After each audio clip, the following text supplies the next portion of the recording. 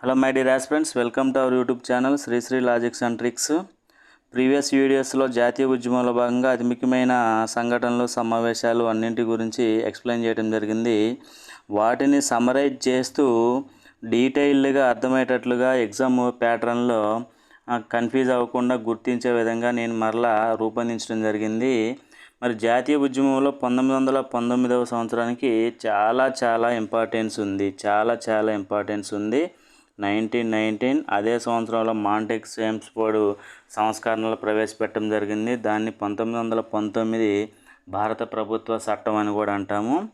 మరి 1919లో జరిగిన సంఘటనలను కాలక్రమం ఎక్కువగా అడగటానికి అవకాశం ఉంది. క్రోనాలజీని అవన్నీ కూడా 1919వ సంవత్సరంలో వరుస కాలక్రమంలో జరిగిన నెలల వారీగా జరిగిన సంఘటనలన్నింటినీ కూడా నేను ఒక దగ్గర పేర్చి రాయటం జరిగింది. మరి ముఖ్యమైనది 1919వ సంవత్సరం ఫిబ్రవరిలో ప్రవేశపెట్టిన అతి ముఖ్యమైన చట్టం రౌలత్ చట్టం అంటాం. ఇది సిడ్నీ రౌలత్ ఆధ్వర్యంలో, అంటే రౌలత్ అనేది ఒక వ్యక్తి పేరు, సిడ్నీ రౌలత్ ఆధ్వర్యంలో కమిటీ ఆధ్వర్యంలో ఒక చట్టాన్ని రూపొందించడం జరిగింది. ఈ చట్టం ప్రకారం భారతీయుల్ని ఎవరినైనా కానీ కారణం లేకుండా అరెస్ట్ చేయవచ్చు. అదేవిధంగా కారణం లేకుండా జైల్లో కూడా ఉంచవచ్చు. ఈ నిరంకుశ చట్టం ఇది. ఈ చట్టాన్ని 1919వ సంవత్సరం ఫిబ్రవరిలో ప్రవేశపెట్టడం జరిగింది. నెక్స్ట్ దీని తర్వాత జలియన్ వాలాబాగ్ సంఘటన లేదా జలియన్ వాలాబాగ్ హత్యాకాండ అంటాం.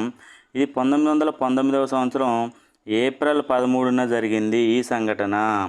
మరి ఈ సంఘటన జరగడానికి గల కారణం ఏమిటంటే సిడ్నీ రౌలత్ ఆధ్వర్యంలో కమిటీ ఆధ్వర్యంలో రూపొందించిన చట్టం ప్రకారం, అంటే రౌలత్ చట్టం ప్రకారం ఇక్కడ సత్యపాల్ మరియు సైఫుద్దీన్ కిచ్లు అంటాం, వీరిద్దరూ కూడా కాంగ్రెస్ నాయకులు, వీరిద్దరిని అరెస్ట్ చేశారు.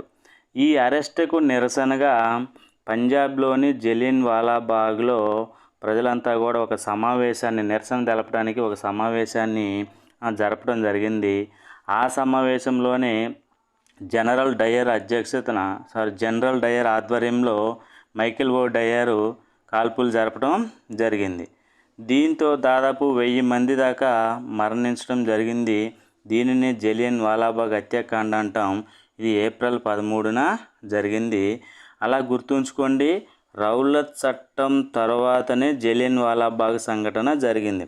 ఎందుకని రౌలత్ చట్టం ప్రకారమే ఈ సత్యపాల్ మరియు సైఫుద్దీన్ కిచ్లుని అరెస్ట్ చేశారు. ఈ అరెస్టుకు నిరసనగా జలియన్ వాలాబాగ్లో ఒక సమావేశం నిర్వహించారు. ఈ సమావేశంపై కాల్పులు జరపడం వల్లనే దాదాపు 1000 మందికి పైగా మరణించడం జరిగింది. దీనిని చరిత్రకారులు జలియన్ వాలాబాగ్ సంఘటన లేదా జలియన్ వాలాబాగ్ హత్యాకాండ అంటారు. ఈ విధంగా రౌలత్ చట్టం ప్రకారం జలియన్ వాలాబాగ్ సంఘటన. అలా క్రోనాలజీని గుర్తుంచుకోండి. దీని తర్వాత అతి ముఖ్యమైన ఉద్యమం ఒకటి ఖిలాఫత్ ఉద్యమం అంటాం.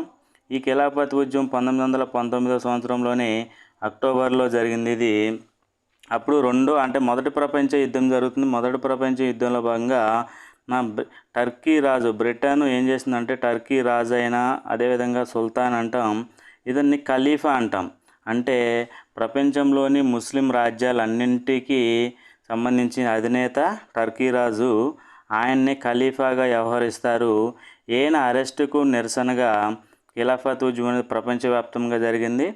అదేవిధంగా భారతదేశంలో కూడా 1919లో అక్టోబర్లో ఈ ఖిలాఫత్ ఉద్యమం జరిగింది.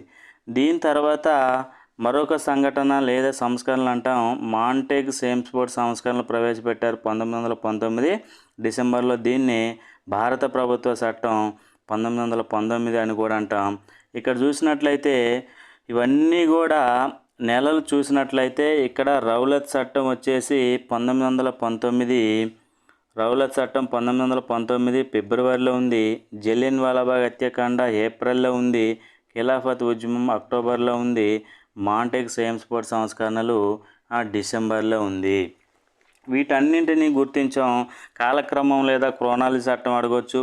అదేవిధంగా నెలలు ఇచ్చి ఇటు చట్టాలు ఇచ్చి ఇటు పేర్లు ఇచ్చి ఇటు నెలలు ఇచ్చి అలా జతపరచమన్నా కానీ మ్యాచింగ్ చేయమన్నా కానీ కన్ఫ్యూజ్ అవ్వకుండా ఈజీగా గుర్తించడానికి నేను ఒక కోడ్ రూపొందించడం జరిగింది.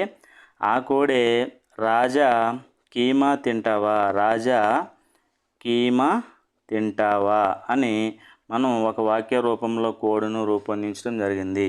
రాజా కీమా తింటావా. ఇక్కడ రాజాలో రా అంటే రౌలత్ చట్టం, జా అంటే జలియన్ వాలాబాగ్ సంఘటన, కీ అంటే ఖిలాఫత్ ఉద్యమం, మా అంటే మాంటెగ్ సేమ్స్ఫర్డ్ సంస్కరణలు.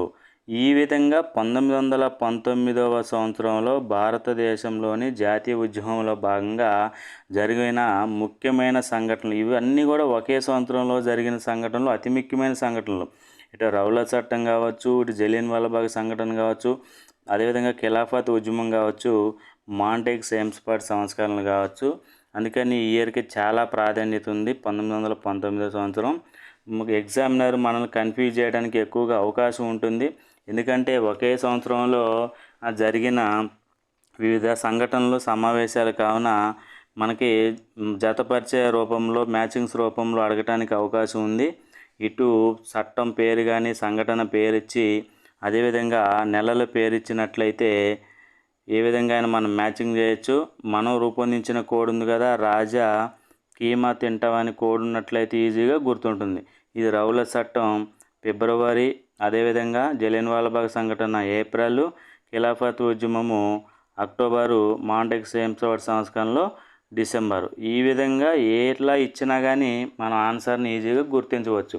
అసలు రౌలత్ చట్టం ప్రకారమే వీళ్ళిద్దరు అరెస్ట్ జరిగింది కాబట్టి, సత్యపాల్ అరెస్టు, సైఫుద్దీన్ కిచ్లు అరెస్టు జరిగింది కాబట్టి వారి అరెస్టుకి నిరసనగా జలియన్ వాలాబాగ్లో ఇక్కడ సమావేశం జరిగింది. దీనిపైన ఈ జనరల్ ఓ డయర్ ఆధ్వర్యంలో కాల్పులు జరపడం జరిగింది. దాదాపు 1000 మందికి పైగా మరణించారు. కావున ఈ రౌలత్ చట్టం ప్రకారం ఏర్పాటు చేసిన ఈ జలియన్ వాలాబాగ్ హత్యాకాండ అనేది జరగటం జరిగింది కాబట్టి ఇలా క్రోనాలజీ క్రమాన్ని ఎలా గుర్తుంచుకోండి. నెక్స్ట్ ఖిలాఫత్ ఉద్యమం, మాంటెగ్ సేమ్స్ఫర్డ్. ఇలా ఎక్కువగా అండర్స్టాండింగ్ ద్వారా గుర్తుంచుకోవడానికి ప్రయత్నం చేయండి. సబ్జెక్టును బేసిక్స్ నేర్చుకుంటూ సబ్జెక్ట్ అవగాహన ద్వారా నేర్చుకోవడానికి ప్రయత్నం చేయండి.